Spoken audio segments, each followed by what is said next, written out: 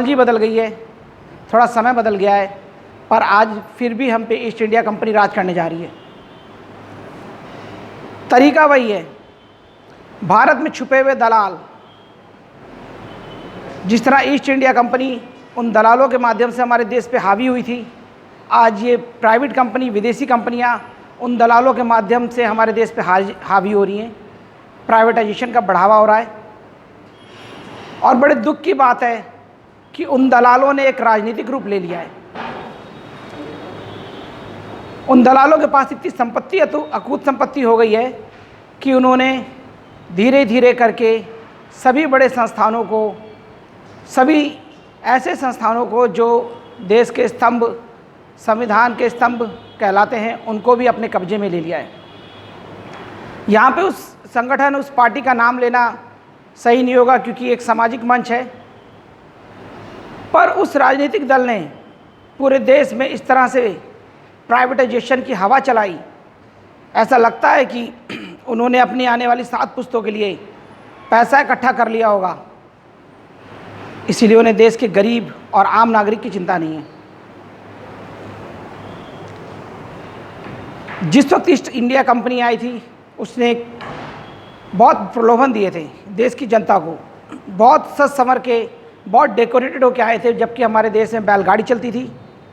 हमारे देश में लोग लुंगी, धोती, कुर्ता, साधारण कपड़े पहनते थे। उन्होंने देश को साज सज्जा दिखा करके अपनी ओर आकर्षित करा। सेम वही काम, बिल्कुल वही काम प्राइवेट कंपनियां करती हैं। जब आती हैं तो बड़ी बड़ी होर्डिंग से प्रचार करती हैं, लोगों को आकर्षित करती हैं। और सबसे बड़ा उदाहरण आप देखेंगे, आजकल जो जितने भी टीवी चैनल्स हैं, प्राइवेटाइजेशन का एक बड़ा उदाहरण, एक दूरदर्शन जिसे आज हम नहीं देख रहे हैं, और प्राइवेट चैनल, हमें उस प्राइवेट चैनल के माध्यम से प्राइवेटाइजेशन की ओर ढकेलने का जो कार्य हो रहा है, उसके बारे में ज़रा आप जानेंगे तो आज सोचने पे मजबूर होंगे, जो कि कोई अभी ध्यान नहीं दे रहा। जितने भी न्यूज़ चैनल आप देख लीजिए, 1-2 को छोड़कर, सब में कॉमन चीज़ दी जा रही है, वो है भगवा। उसकी कैप्शंस भगवे रंग से, पीले रंग से, लाल रंग से, उसका बैकग्राउंड भगवे रंग से, पीले रंग से, लाल रंग से, उसके कंटेंट, उसकी ड्रेस, उसकी यूनिफॉर्म, एपिसोड्स टू न्यूज़ तक, ऐड तक, सब में भगवा डाल दिया गया है। ये मानसिक गुलामी की ओर ले जाया जा रहा है। हमें ज़बरदस्ती उस रंग से प्रेम करवाने का प्रयास करा जा रहा है, जिस रंग को हम शायद आज से कुछ साल पहले बहुत अच्छे से नहीं जानते थे। ये जानते थे कि भारत के ध्वजा में 3 रंग हैं, केसरिया, सफ़ेद और हरा, जिससे हम एक साथ प्रेम करते थे। आज ज़बरदस्ती उस भगवा और केसरी से प्रेम कराया जा रहा है। इसको करने के लिए प्राइवेटाइजेशन का सहारा लिया जा रहा है। अब बात आती है कि प्राइवेटाइजेशन से हमारे देश को क्या नुकसान है। ये तो मैंने अपनी बात रखी कि न्यूज़ चैनल जिस तरह से ऐड आजकल दे रहे हैं, प्राइवेट चैनल्स, सब में आप भगवा रंग देखेंगे, जो हमारे माइंड को मेकअप करा जा रहा है। कोई भी सरकार आती है, उसको चुनती है जनता, और यकीनन आज उसको जनता चुन के लाई है।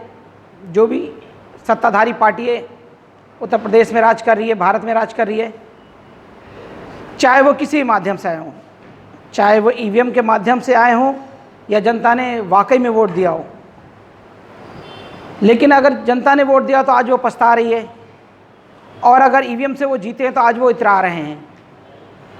आज वो पार्टियां इतरा रही हैं क्योंकि उन्हें जीतने का स्रोत मिल गया, और अगर जनता ने वोट दिया तो जनता यकीनन वो शर्मा रही है, उसको शर्मा रही है। बीएसएनएल जैसा संस्थान, इंडियन रेलवे, हमारा लखनऊ का एयरपोर्ट, ऐसे तमाम संस्थान जो कि हमारे प्रदेश की, हमारे भारत की संपत्ति हुआ करती थी, उसमें कोई भी कार्य करना होता था, कोई कंप्लेंट करना होता तो हमारा हक था कि हमारी अपनी संपत्ति है। उसकी सुनवाई पुलिस करती थी, सरकारी विभाग करते थे, संस्थान करते थे। लेकिन जैसे ये प्राइवेटाइजेशन बढ़ता जा रहा है तो उसकी सुनवाई के लिए कोई सरकारी संस्थान नहीं होंगे, उस प्राइवेट कंपनी को ईमेल करना पड़ेगा। एक गरीब आदमी जो धोती और लुंगी पहनकर घूम रहा है, जिसके पास कुछ नहीं है, उसे ईमेल करना होगा।